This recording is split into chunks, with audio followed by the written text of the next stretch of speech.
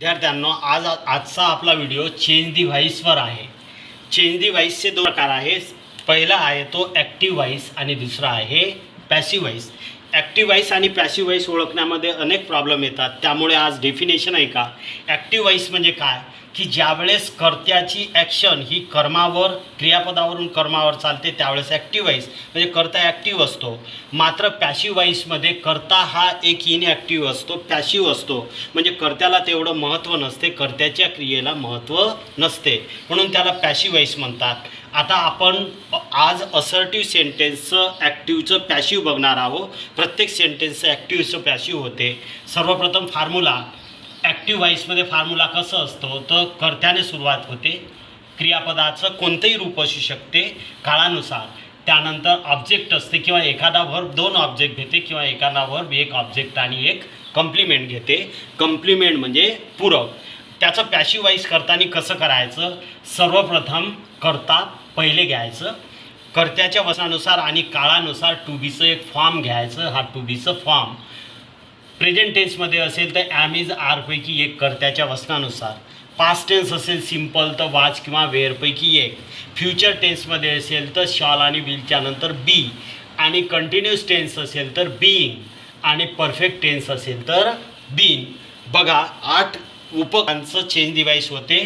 Simple तिन्ही present past future, continuous फक्त present आणि पास्ट, प्रेझेंट पास्ट आणि फ्युचर 8 काळाचं चेंज डिव्हाइस होते।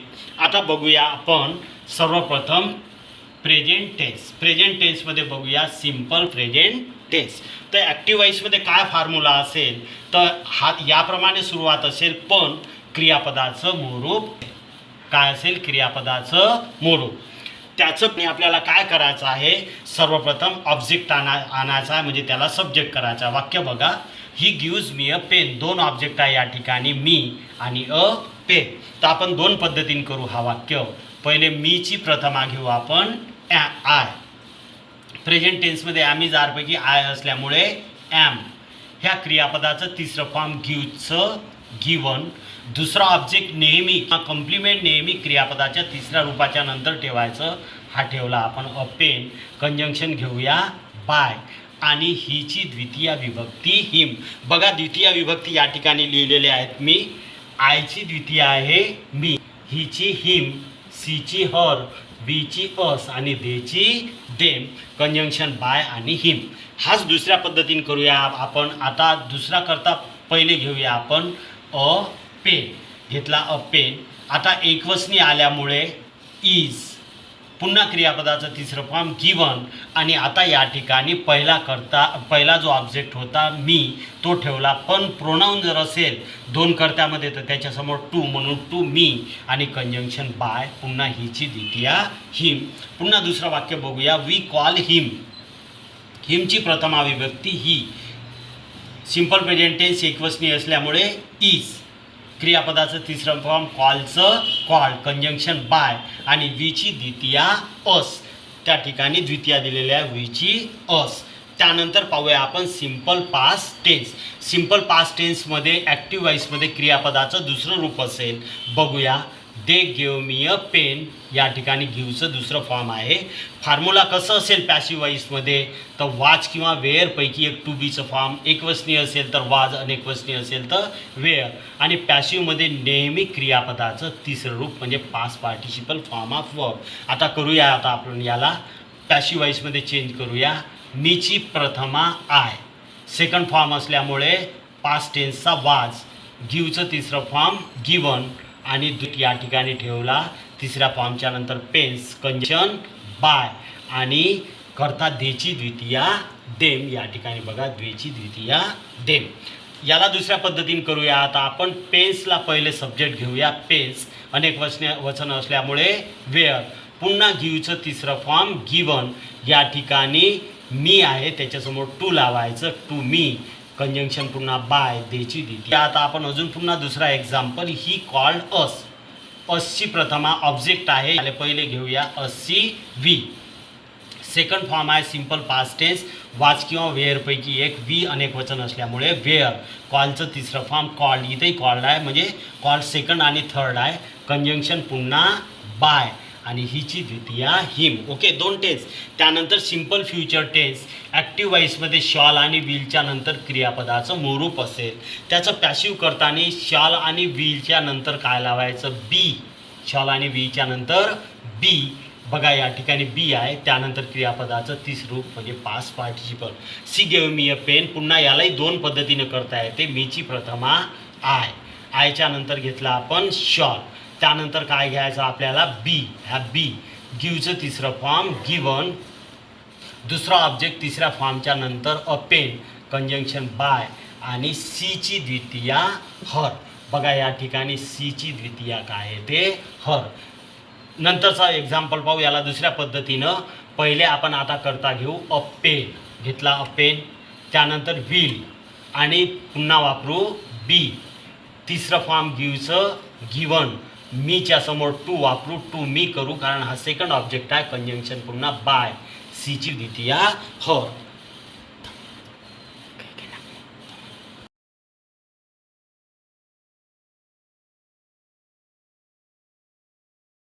त्यानंतर बघूया आपण कंटिन्यूस टेन्स. 2च कंटिन्यूस टेन्सचं होते, प्रेझेंट आणि पास्ट. फ्युचरचं चेंज डिवाइस होत नाही. बघूया आपण फॉर्म्युला ॲक्टिव्ह व्हॉइसचं. ॲक्टिव्ह व्हॉइसमध्ये पहिलेच राहील ॲम, इज, आर म्हणजे टू बी फॉर्म कर्त्याच्या वचनानुसार क्रियापदाला मात्र ING राहील. बघू example. He is teaching us a poem. He is teaching us poem. याचं पॅसिव्ह व्हॉइस कसं करायचं? ॲम, इज, आरपैकी एक करता राहतेच, वचनानुसार बदलू शकतो ॲम, इज किंवा आर. त्यानंतर मात्र बिईंग घ्यायचं. काय घ्यायचं? बिईंग. या ठिकाणी बघा कंटिन्यूसमध्ये बिईंग. त्यानंतर पुन्हा क्रियापदाचं तिसरं फॉर्म. जेवढेही पॅसिव्ह व्हॉइस आहे त्याच्यामध्ये क्रियापदाचं तिसरं फॉर्म नक्की घ्यायचं. पहिल्या एक्झाम्पलचं करू आपण पॅसिव्ह व्हॉइस. असची प्रथमा काय होईल? व्ही. आता इथं इज होता एकवचनी असल्यामुळे, या ठिकाणी अनेकवचनी असल्यामुळे त्याच काळातला मात्र आर. त्यानंतर घेतलं आपण बिईंग. टीचचं ING काढायचं. ह्या महत्त्वाचा आहे. ING काढून टाकायचं आणि याला तिसरं फॉर्म. टीचचं तिसरं फॉर्म टॉट. दुसरं object a poem conjunction by. हिची द्वितीया हिम आपण बघितलेलं आहे, द्वितीय विभक्त्या. त्यानंतर याला दुसऱ्या पद्धतीने करू आपण. दुसऱ्या ऑब्जेक्टनं त्याला सब्जेक्ट करू पोयम. घेतला आपण पोयम. आता एक वचनी आलं म्हणून इज. पुन्हा बिईंग. पुन्हा टीचिंगमधलं ING काढायचं. याला तिसरं फॉर्म टॉट कंजंक्शन टू दुसरा object to us conjunction by. आणि हिची द्वितीय विभक्ती हिम. आता कंटिन्यूस प्रेझेंट टेन्सकडं वळूया. पहा किती फरक असेल. ॲम, इज, आर ING असेल तर प्रेझेंट. वाज आणि वेअर ING असेल तर कंटिन्यूस पास्ट टेन्स. त्याचं पॅसिव्ह व्हॉइस वाज वेअर असेलच, कर्त्याच्या वचनानुसार बदल होऊ शकते. नंतर बिईंग आणि क्रियापदाचं तिसरं रूप. पहिलं एक्झाम्पल पाहूया. He was teaching us a poem. He was teaching us a poem. आता ऑब्जेक्ट ओळखूया. ऑब्जेक्ट आहे अस. पहिला 2 ऑब्जेक्ट आहे. असची प्रथमा वी. पास्ट टेन्समध्ये असल्यामुळे वेअर. काय घेऊ? बिईंग. टीचचं तिसरं फॉर्म टॉट. दुसरा ऑब्जेक्ट पोयम कंजंक्शन बाय आणि हिम. याला दुसऱ्या पद्धतीने करूया. आता दुसरा ऑब्जेक्टला सब्जेक्ट बनवूया. A poem. घेतलं अ पोयम. सिंग्युलर असल्यामुळे इथं मात्र वाज. बिईंग. तिसरं फॉर्म टीचचं टॉट. असच्या समोर टू लावायचं. To us conjunction by him. शेवटचा टेन्स आहे परफेक्ट टेन्स. तिन्ही परफेक्ट टेन्स होते. सर्वप्रथम present perfect tense. Present perfect टेन्समध्ये ॲक्टिव्हचं फॉर्म्युला कसे असेल? टू हॅवचं फॉर्म हॅव किंवा हॅज कर्त्याच्या वचनानुसार. तिसरं रूप राहिलं त्याचं पॅसिव्ह. हॅव हॅजच्या नंतर काय घ्यायचं? बीन. क्रियापदाचं तिसरं फॉर्म ॲटोमॅटिक असेल. पहिलं एक्झाम्पल पाहूया. आय हॅव कॉल्ड हिम. पहा ऑब्जेक्ट आहे हिम. क्रियापदाच्या नंतरचं ऑब्जेक्ट. हिमची प्रथमा ही. इथं हॅव आय असल्यामुळे, इथं ही असल्यामुळे हॅज. त्यानंतर घ्यायचं बीन. हे फॉर्म्युल्यामध्ये बीन आहे. क्रियापदाचं तिसरं फॉर्म तिथेच असते कंजंक्शन बाय. आणि आयची द्वितीय विभक्ती घेऊ आपण मी. दुसरं एक्झाम्पल पहा. She has called us. Object आहे अस. असची प्रथमा वी. अनेक वचनी असल्यामुळे हॅव. त्यानंतर घ्यायचं पॅसिव्हमध्ये नेहमी बीन. क्रियापदाचं तिसरं फॉर्म ऑलरेडी असतेच दिलेलं परफेक्ट टेन्समध्ये तिन्ही. कंजंक्शन घेऊया बाय आणि देची द्वितीय विभक्ती देम. चला आता पास्ट टेन्स पाहूया. Perfect past tense. यानी हॅव हॅजचं पास्ट टेन्स आहे हॅड. हॅड असेल इथं तिसरं फॉर्म असेल आणि पास्ट पार्टी म्हणजे तोच पास्ट पार्टिसिपल याचं पॅसिव्ह व्हॉइस करताना हॅडच्या नंतर बीन एवढंच आहे आणि क्रियापदाचं तिसरं रूप.